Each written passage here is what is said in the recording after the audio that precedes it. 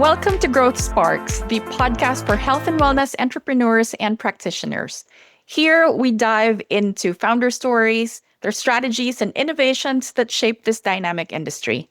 I'm your host, Riza Javellana, and with me today is Jodi Scott, co-founder and CEO of Green Goo. Welcome, Jodi. Hello, it's so nice to be here with you today. Thank you for having me. Thank you for being here. So let's start off with the origin of Green Goo. Very interesting name. How did it all start? Well, it was quite a journey. So, I got my master's in health psychology, specialized in psychoneuroimmunology, and was pre med, training resident physicians on the biopsychosocial model. My sister is a certified herbalist and certified midwife. And so, when she was doing sort of her postgraduate work in herbology, that is when she discovered the opportunity to make salves from plants. And so her process was really unique. And because that process really protected the integrity of the plant and this power potent entourage effect of the plants, that's why the products worked. And so she shared this process with me, and I started using the products. And what I found very interesting was that here we were living a very clean and healthy lifestyle. But if you opened up our first aid cabinet, we made all the exceptions. There was no sustainability, a lot of chemicals, and one-time use products.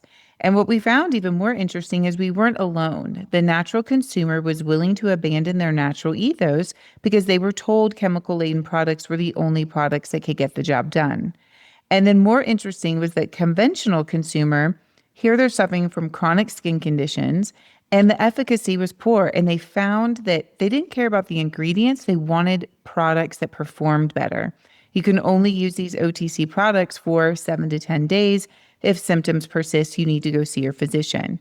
So we saw a beautiful opportunity that we could disrupt and really reinvent the first aid category by bringing plant-based alternatives. And so Green Goo was born.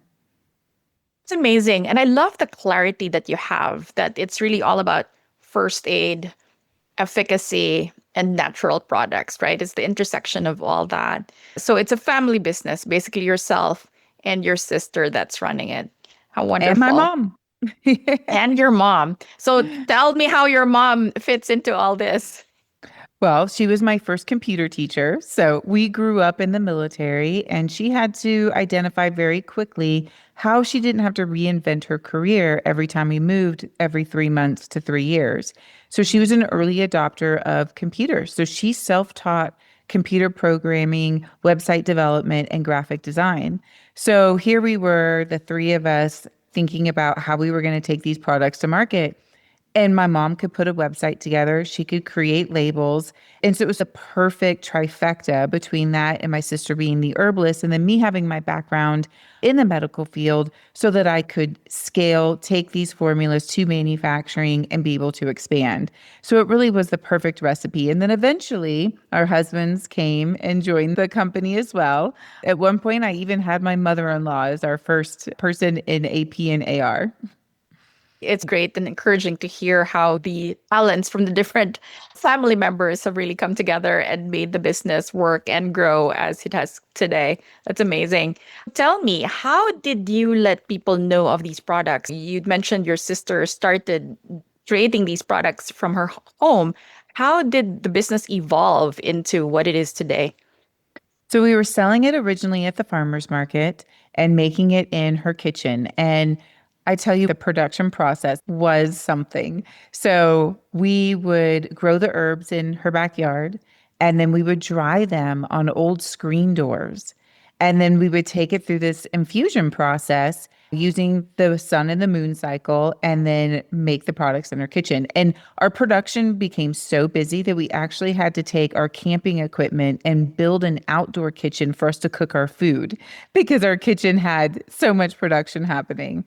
And really, it was word of mouth. It started at the farmer's market, and so many people were sharing their stories. And that really created sort of the domino effect. And that impacted retailers reaching out. And then we started working with retailers. And I'll say, this was very much business 101 in terms of learning. Here you are, this entrepreneur, you have this beautiful idea. there was a lot of things we didn't know about scaling a business. And my first meeting was the second largest retailer in the world, and it was the Army Air Force Exchange. And I didn't Mm. know it was the second largest retailer. We just grew up in the military and we were passionate about bringing these products to the military.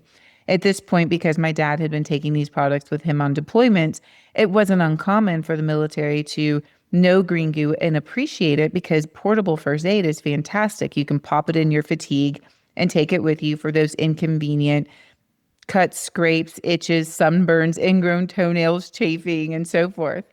And so that first meeting when that buyer was like, okay, we're going to move forward. Do you have UPCs? Are you EDI compatible? We'd like a spec sheet. Had no idea what we were talking about, but we said yes and we moved through it and we figured it out.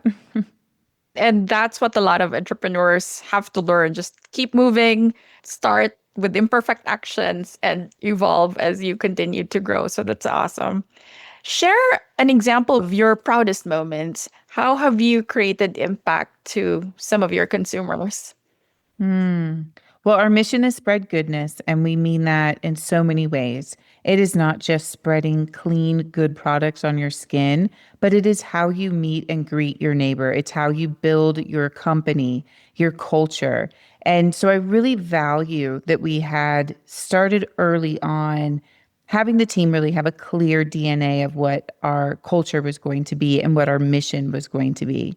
And so our customer service was always incredibly friendly. And what I loved is that oftentimes I would have things escalated through customer experience to me for how I could help these customers.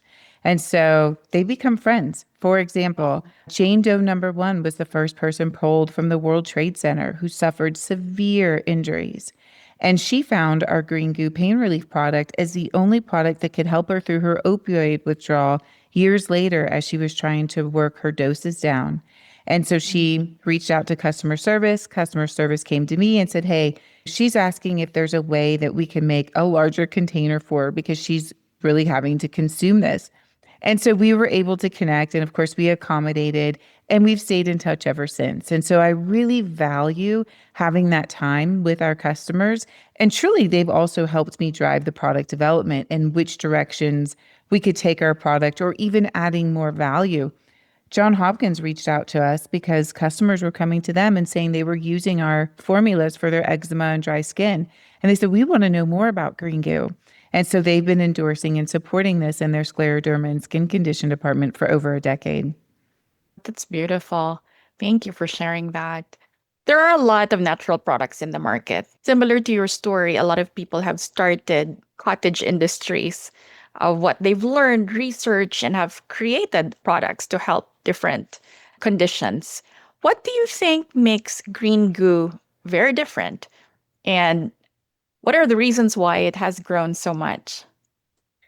It's not just the ingredients, but it's also the process. So, what I'll share is we still to this day make the products the same way we did in our kitchen, in our manufacturing facility. So, we still bring the plants to our manufacturing facility, take it through this extraction process, yield high amounts of the medicinal properties from the plants, and those unique oils go into our formulas. You cannot find those blends of oils anywhere on the market.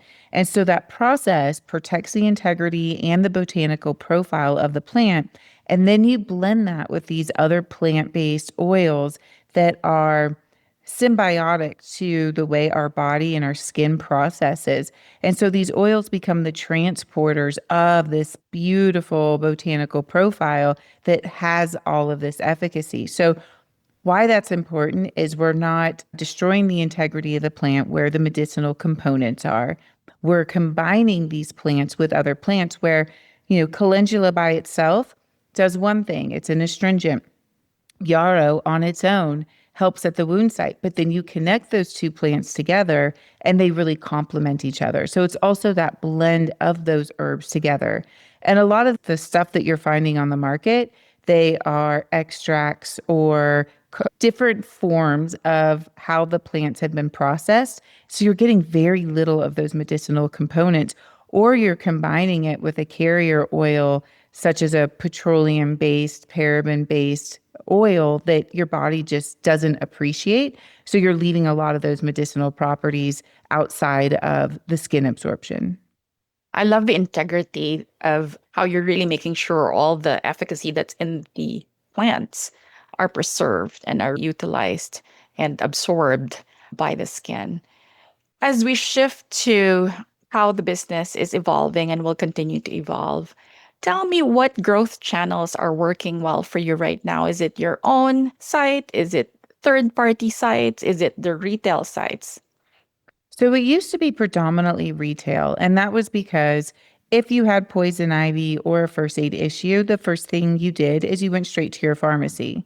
Now we have same day shipping. And so we can focus more on our website and Amazon to give the customers what they need still for an emergency situation.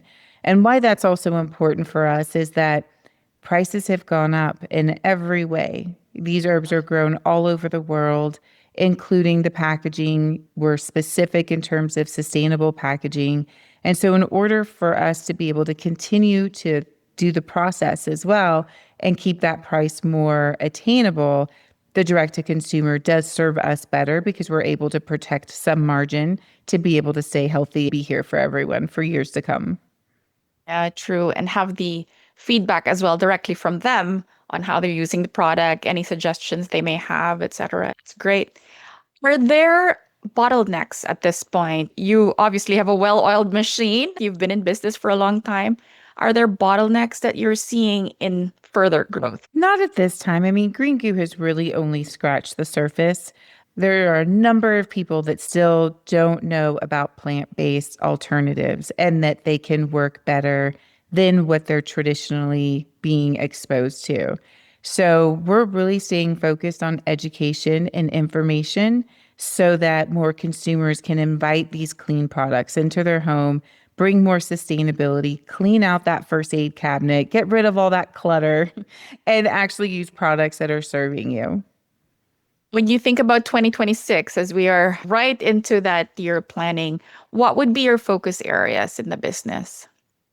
Our focus area, so we just recently included Ova Moon, which is a women's health for all women in their hormonal various stages of life. That's a supplement. And we have Southern Butter, which is our sexual wellness brand.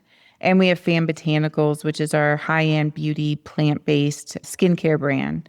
So my goal is to really bring in more holistic wellness to customers across the board and bringing in mindfulness practices. There's more studies that show that mindfulness has a positive impact on chronic skin conditions and also your overall well-being. And so really leaning into some of that medical background that I'm passionate about and informed about to bring that holistic wellness knowledge to everyone. These are great extensions. We didn't actually get to talk about your core products though. So let's touch briefly on that. Tell me about the core of your range and how do they deliver? Yeah, so the product that people most know us for is our Green Goo First Aid. And that was designed to be a topical antiseptic. What's unique about this is it's not just an antiseptic, it is your portable first aid with you. So, what we recognize is when you look at a first aid set in the grocery store, there is a lot of symptom relief, but it's fairly consistent what people are looking for. They need wound care, they want to take the itch out, they want some anti inflammatory, they want to slow down the bleeding. And so, what we did is we put 13 plant based ingredients together to address all of that across the board. So this is the product that the military would take with them because it's so easy to just pop into your fatigues. And here you've got something that works across the board for cut scrapes, bug bites, bee stings, poison ivy, and so forth. So it's really your portable first aid. Now, the product that we sell the most is our skin repair. And this was designed to be a burn and scar alternative. What it has evolved into, though, is a beautiful anti-aging. So it's wonderful for skin spots, fine lines and wrinkles, puffy eyes, and it's rich in rose hips that helps with elasticity, blue yarrow, yeah, helichrysum, and then aloe vera, which is so hydrating. And so what I love about this product is that I have the very basic skincare routine and it just gives so much value. And what's interesting about Green Goo is the more you use it, the less you need it, which really goes against what we know and how we engage with our products. But when you continue to feed that skin barrier the nutrients that it needs, it helps stimulate what the body already knows how to do. That makes a lot of sense. I went to your website and I saw that you even have products for tattoo care as well as baby skincare. Are you seeing higher demand in those areas too? Well, our tattoo we just brought to market not too long ago. And yes, that product is just fantastic. And it really was our customers, another example of them teaching us what they needed and what they were looking for. And so people were coming to us wanting a bacitracin alternative. And so originally we were saying, okay, well, you could use our first aid and repair. And so instead of them having to have two products, the tattoo care is very much sort of a blend of the first aid and the repair together so that it can offer both the skin repair needs and all of the hydration that someone's looking for. And it's great too because if you have an old tattoo, it can really brighten the color. And it's also just a testament that when your skin is healthy, it shows it's healthy. And of course, you can see that through the ink. And the baby balm is just fantastic. It's a wonderful head to toe. We took the same approach with the first aid, meaning it's not just for diaper rash, it is a head to toe first aid for babies. So it works for eczema, cradle cap, dry skin, and red bumps. And then, of course, it's wonderful for moisturizing. It has some nice soft scents for the kiddos. And I love that about Green Goo is especially like when a kid gets a cut or a scrape, you would never want to give your kid a tube of something from the OTC space, but you can give them a tin of Green Goo, and they love the autonomy of being able to apply it themselves. And it does actually take the sting and the itch out. And so for kiddos, that Band-Aid routine is really just to have a moment for the kiddo to journey through the pain, but the Band-Aid's really not serving in any meaningful capacity in that moment. And that's what's fun about Green Goo because it does actually take the sting and the itch out. Yeah, and I love that idea of the toddler taking care of themselves and moms not having to worry about the process of what are they, how much are they putting on. If you Absolutely. zoom out in the industry, any trends that you are seeing in the next 3, 5 years? I think from a business perspective, the obvious is the impact of AI and how that is impacting the day to day business operations and resources. And so I think we're seeing more efficiencies there. But of course, a lot of things are still in its learning phase. So identifying what actually serves you in the organization and really bringing them in. I think everyone kind of decides where they fit in that spectrum of do I start using it sooner? Do I start using it later? And so just bringing the team together to be able to leverage that. And then I think bigger picture from there as well is that the consumer is just so much more informed on wellness and ingredients. Where when I would go to a pharmacy buyer and I would say, I've got a plant-based Neosporin, they fell out of their seat. They're like, you got to be kidding me. The word plant-based was not a term that was used the same way it is today. So we really had to forge the path. But today I feel like the consumer is so much more informed on sustainability, clean ingredients, and looking for efficacy. And so I just really appreciate adding more value to that education funnel. And yeah, it's been really neat to see everyone just so much more aware of the opportunities and how they can live healthier lives. Yeah. And consumers have become more demanding too in making sure that the products that they are getting are indeed safe, are indeed clean and efficient in providing relief and cure. And Um, transparency, which is great too, yes. because I think a lot of companies have been able to hide a lot of the ingredients and the impact, and consumers are demanding more of that transparency, which is wonderful. What about for founders or new entrepreneurs? What would your advice be from someone who's seen years of sacrifice, success, growth? What would be things that people need to remember in starting their own business? I think it really starts at the leadership level in terms of leaders often are in a state of fight or flight and they believe that it's a luxury to invest in themselves and they'd be willing to invest in their team before themselves. And I would say stop and pause and get present and spend time investing in your own leadership and personal, emotional, intelligent developments, mind, body, spirit. Because what's really interesting is that when you do that, it creates this incredible halo effect that already ripples into your team. And of course, part two of that would be to institute that within your organization. But I think a lot of times that narrative has been flipped, and the leaders usually living in a state of fight or flight and trying to create that culture and those resources for the team. And ultimately, where you see the greatest impact is when it starts at the leadership level. So self-care, making sure that translates to the team and the culture and having that healthy mind, body, spirit to keep the business going. Lastly, where can people find out more about Green Goo? Greengoo.com is the best place. Amazon is great too. And then, of course, you can find me on LinkedIn at Jodi Scott. And I really encourage you to reach out. I'm happy to curate a variety of products depending on what symptom relief you're looking for. And I also just appreciate any kind of Q&A that I can offer. Amazing. Thank you so much, Jodi. It was such a pleasure to hear your stories and sharing your knowledge to our listeners. Thank you. Thank you for having me.